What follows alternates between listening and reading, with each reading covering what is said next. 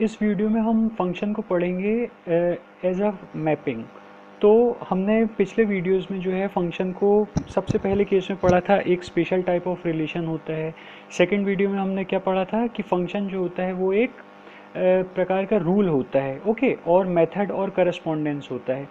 इस वीडियो में हम देखेंगे कि फंक्शन जो है वो एक मैपिंग के रूप में हम उसको पढ़ेंगे। अब पहले हम देख लेते हैं डेफिनेशन इसकी। A function is also thought of as a mapping of its domain into its range. अब देखिए, हम जब दो सेट हमने पिछली बार जब पढ़ा था तो रूल एज अ फंक्शन, जब फंक्शन एज अ रूल पढ़ा था तो हमने क्या देखा था, ए और बी दो सेट थे और जो फंक्शन है वो कहाँ जा रहा था, from set A to set B, okay. तो वहाँ पे हमारा सेट ए जो था वो फर्स्ट सेट था और सेट बी हमारा सेकंड सेट था। लेकिन अगर हम चाहें तो फंक्शन को सेट के जगह पे एक डायग्रामेटिक रिप्रेजेंटेशन दे सकते हैं या ग्राफिकल रिप्रेजेंट कर सकते हैं ग्राफिकली। तो यही जो ग्राफिकली रिप्रेजेंटेशन है ये कहलाती है मैपिंग। तो इसका मतलब ये है कि फंक्शन हम किसकी तरह से रिप्रेजेंट कर सकते हैं, मैपिंग के फॉर्म में उसको प्रेजेंट कर सकते हैं। तो वही लिखा है। अब मैपिंग जब हम करते हैं तो हमें ये ध्यान में रखना पड़ता है कि हम वहाँ पे वो सेट की जगह उसको डोमेन और रेंज और को डोमेन में एक्सप्रेस करते हैं। अब ये सब क्या होते हैं मैं आपको बता देता हूँ। सपोज कीजिए, जैसे हमने पिछले वीडियो में ही देखा था, मान लीजिए कि सेट ए है और वो है ए बी सी डी, उसमें ये चार एलिमेंट्स हैं। और एक सेट हमने लिया सेट बी, इसमें है 1 2 3 4 5, क्लियर। अब किसी एक पर्टिकुलर रूल से सपोज कीजिए कि ए जो है वो किसको एसोसिएट कर रहा है, 1 को। सिमिलरली सी जो है वो किसको एसोसिएट कर रहा है, यहाँ पे सपोज कीजिए 3 को। और बी जो है वो एसोसिएट कर रहा है, ये भी किसको एसोसिएट कर रहा है, 3 को। और डी एसोसिएट कर रहा है सपोज कीजिए 5 को। तो सबसे पहले देखते हैं कि ये मैपिंग है कि नहीं। बिल्कुल ये मैपिंग है। क्यों? क्योंकि हर एलिमेंट जो है सेट ए का, मतलब फर्स्ट सेट का, वो क्या हो रहा है, एसोसिएटेड हो रहा है सेट बी के एलिमेंट से। और हर एलिमेंट्स जो है सेट ए के, उसकी एक यूनिक जो है करस्पॉन्डेंस या एसोसिएशन हो रही है सेट बी के एलिमेंट से। जैसे ए की सिर्फ 1 के साथ ही एसोसिएशन हो रही है, बी की सिर्फ 3 के साथ ही हो रही है, सी की भी सिर्फ 3 के साथ हो रही है और डी की सिर्फ 5 के साथ हो रही है। मैं आपको पिछली वीडियो में एक्सप्लेन कर चुका हूँ। अब यहाँ पे अगर हम इसको चाहें तो एक ग्राफिकल रिप्रेजेंटेशन दे सकते हैं। यहाँ पे मैंने क्या किया, देखिए, सेट ए के elements A B C D लिख दिए हैं, सेट बी के एलिमेंट्स यहाँ पे 1 2 3 4 5 लिख दिए हैं। और यहाँ पे क्या है कि मैंने सेट ए के एलिमेंट को देखिए, जैसे ये ए जो है ये 1 से करस्पॉन्ड कर रहा है, बी जो है वो 3 से करस्पॉन्ड कर रहा है, सी जो है वो भी 3 से एसोसिएट कर रहा है और डी जो है वो किससे एसोसिएट कर रहा है, 5 से। तो हम ये देखते हैं कि जो ये हमारा जो पूरा सेट ए है, जो फर्स्ट सेट है, जिसका हर एलिमेंट जो है वो सेकंड सेट के एलिमेंट से एसोसिएट हो रहा है, उस सेट को हम क्या बोलते हैं, डोमेन। क्या बोलते हैं, डोमेन। और जो ये जो पूरा सेट जो है, सेकंड सेट जो है, मतलब ये सेट बी जो है, ये पूरा जो सेट है ये कहलाता है हमारा कोडोमेन, ओके। और एक ऐसा सेट जिसमें कि सिर्फ बी के या सेकंड सेट के जो सिर्फ जो रिलेटेड एलिमेंट्स ही अगर हम लें, जैसे यहाँ पे आप देख सकते हैं कि रिलेटेड एलिमेंट्स क्या क्या हैं, 1 3 और 5, ओके। तो यहाँ पे उस सेट को हम क्या बोल देते हैं, रेंज। क्लियर है?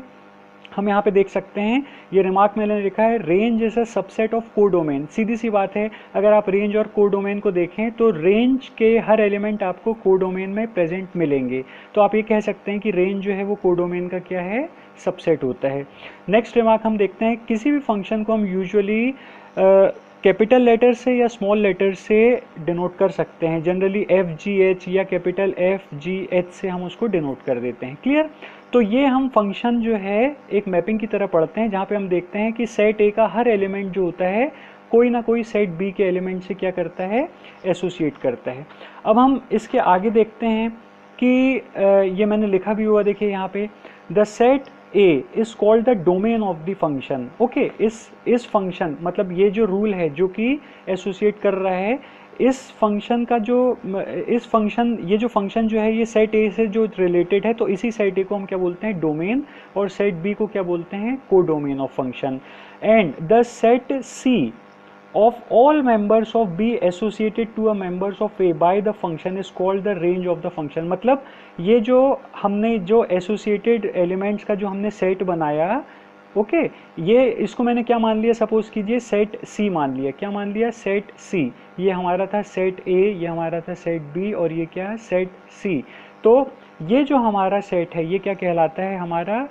आगे हम देखते हैं essential requirements of a function, मतलब कोई भी फंक्शन के एग्जिस्ट होने के लिए हमें क्या क्या इंपॉर्टेंट चीज़ें होनी चाहिए ज़रूरी। तो a function f from set A to set B is defined under following condition, मतलब कोई भी फंक्शन सिर्फ और सिर्फ तभी डिफाइंड हो सकता है अगर ये कंडीशन सेटिस्फाई हो रही हो। तो every x belongs to A is associated with some y in B, कहने का मतलब ये है कि ए में जो एलिमेंट हैं वो हर एलिमेंट जो है वो किसी ना किसी एलिमेंट से जो कि किस में हो, वो बी में। ओके तो हर एलिमेंट ए का कोई ना कोई बी के एलिमेंट के साथ में क्या होना चाहिए, एसोसिएट होना चाहिए। उसके बाद में that is a function is defined only when the domain is entirely used up, तो वही कहने का मतलब है कि ये हमारा क्या कहलाता है, डोमेन।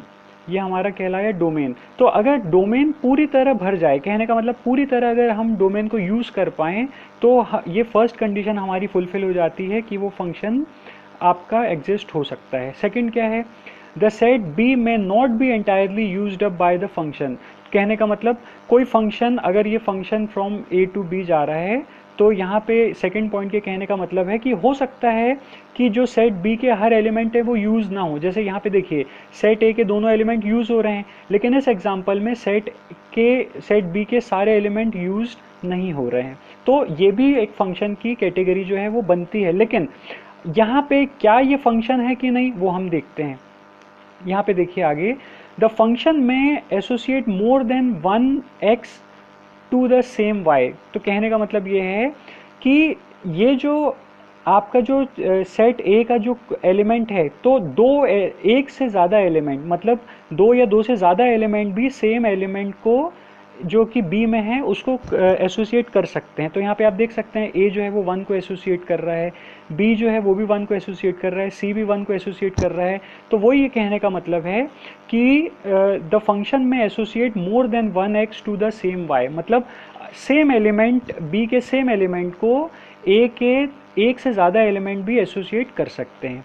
उसके बाद no element in A should have more than one image in B, तो देखिए कहने का मतलब ये क्या है, अब इमेज और प्री इमेज भी आपको बता दें कि जो ए के जो करस्पॉन्डेंस जो हमको बी के ये जो वैल्यू मिलती है तो हम इसको बोलते हैं इमेज, मतलब हम ये कह सकते हैं कि ए की इमेज वन है, बी की इमेज वन है, सी की भी इमेज क्या है, वन है, सिमिलरली डी की इमेज क्या है, टू है। तो अगर हम प्री इमेज की बात करें तो हम ये कहेंगे कि वन की प्री इमेज क्या है, ए, वन की यहाँ पे प्री इमेज अगेन क्या है, बी, वन की प्री इमेज क्या है, सी।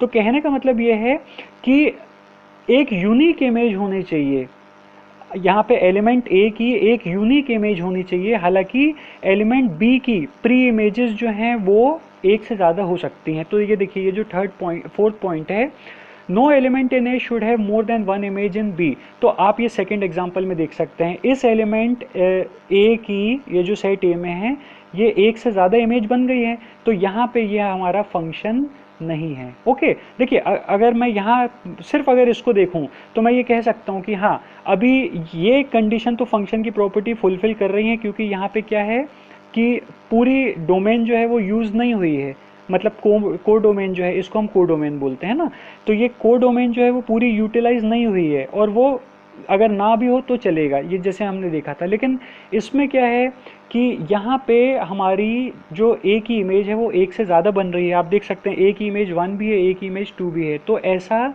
पॉसिबल नहीं हो सकता है। तो ये जो हमारी फोर्थ कंडीशन है ये भी इम्पॉर्टेंट है कि no element in A should have more than one image. तो हम ये देखते हैं कि ये एसेंशियल कंडीशंस जो हैं या रिक्वायरमेंट्स जो हैं किसी फंक्शन की वो क्या क्या होनी चाहिए, एक बार फिर से देख लेते हैं कि ए का हर एलिमेंट जो है वो बी के किसी ना किसी एलिमेंट से क्या होना चाहिए, एसोसिएटेड होना चाहिए। उसके बाद ये ज़रूरी नहीं है कि बी के सारे एलिमेंट यूज़ किए जाएं या एसोसिएट किए जाएं ए के एलिमेंट से, कुछ खाली भी अगर रह गए तो हमें उससे कोई प्रॉब्लम नहीं है।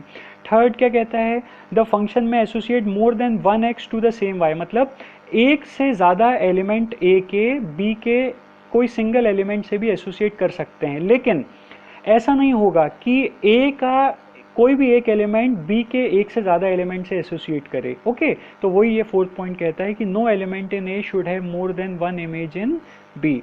तो यहाँ पे हमने देखा कि असेंशियल रिक्वायरमेंट्स ऑफ फंक्शन, और हमने साथ में देखा कि फंक्शन को एक मैपिंग की तरह कैसे हम डिफाइन कर सकते हैं।